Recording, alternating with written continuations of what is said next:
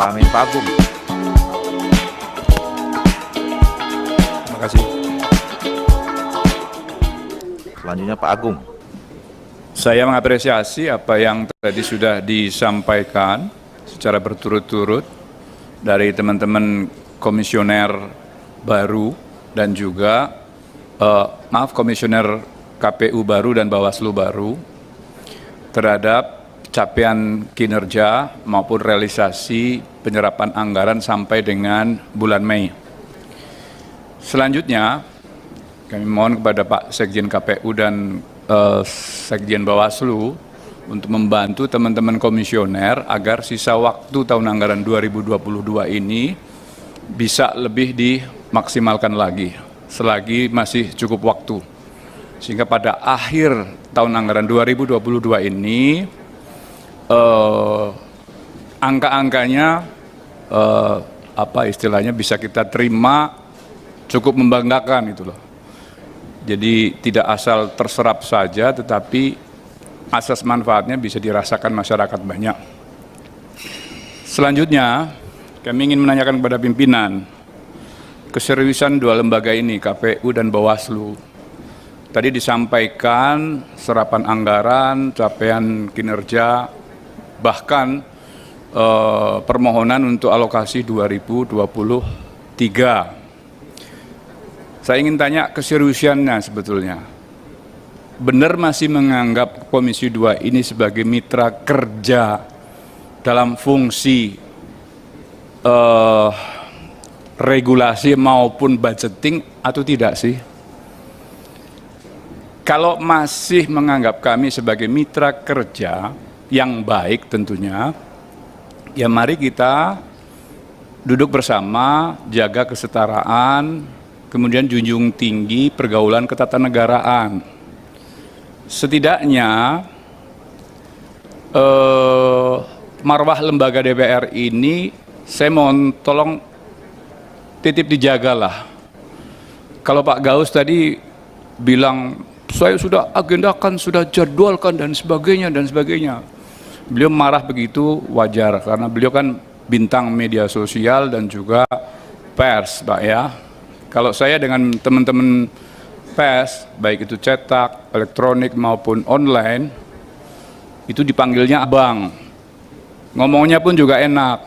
Waktu itu saya sempat memberikan statement, insya Allah tanggal 30 Mei kalau nggak salah ya, kita sudah ada keputusan bersama yang nantinya meneguhkan kita niatan dari pemerintah untuk melaksanakan pemilu serentak di 2024. Tetapi ketika jadwal itu tertunda tanpa penjelasan, ya, kalau tanpa penjelasan tiba-tiba ada tenda biru aja kita ngerti berarti, oh berarti sudah menikah dengan orang lain, bisa saja kan begitu. Nah, tetapi ini tanpa penjelasan. WA-nya nggak enak Pak, dari teman-teman pers. Bang, ditunda lagi ya, begitu. Kira-kira ada hidden agenda apa sih Bang? Jangan-jangan bener nih sinyalemen masyarakat bahwa ada kekuatan tertentu yang mengendaki 3 periode. Kan gak enak banget Pak. Gak enak banget bagi kami juga yang kebetulan ada di dalam biduk koalisi. Atau gak enak banget pada organisasi yang pernah mengeluarkan statement itu. Kita sudah membangun atmosfer demokrasi. Kita mencoba bikin membentuk atmosfer keramaian baru di awal. Kami tidak ingin jadi pengekor. Kami tidak mau mencari keramaian. Kalau cari keramaian, kita akan jadi ekor. Tapi kalau menciptakan keramaian, insya Allah kita akan jadi leader. Saya tidak bicara koalisi Indonesia Bersatu ya Pak ya. Tetapi ini prinsip kami, gitu loh. Lah kalau kemudian kami sudah secara organisasi berusaha membangun itu, kemudian masih ada yang mencurigai, kemudian hanya karena tanpa penjelasan teman-teman komisioner, kemudian kami dicurigai mau menunda pemilu, kan sakitnya di sini Pak.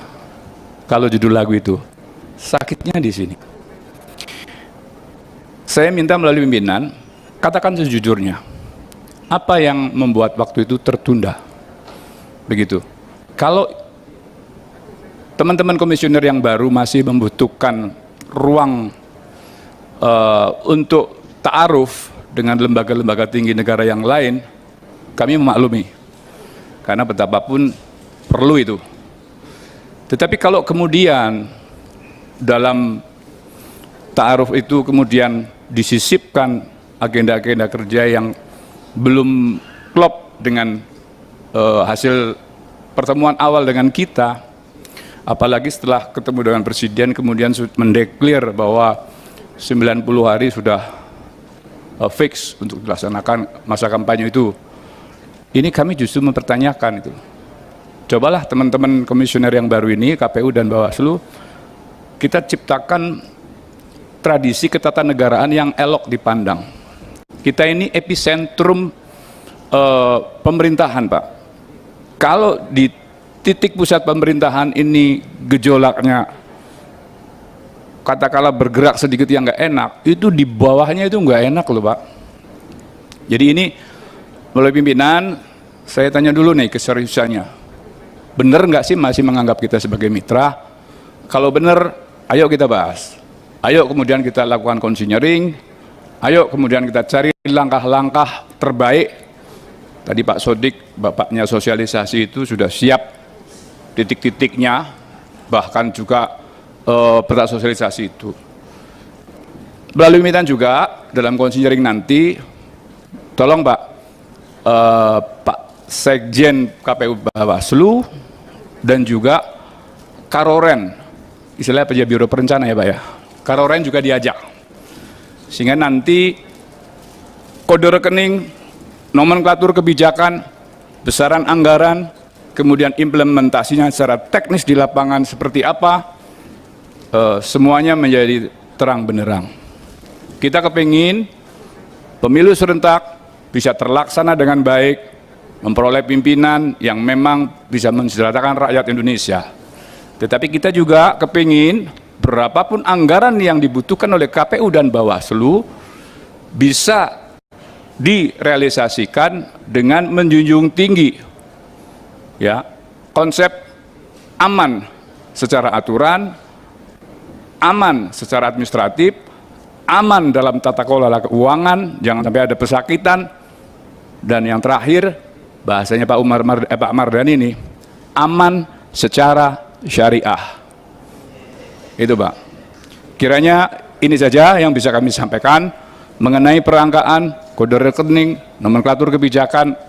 Nanti kita bahas di dalam konsinyering. Terima kasih. Nasrul minallah wal fathun qarib. Wallahu muwaffiq ila aqwamit thoriq. Wassalamualaikum warahmatullahi wabarakatuh. Assalamualaikum warahmatullahi wabarakatuh. Terima kasih Pak Agung.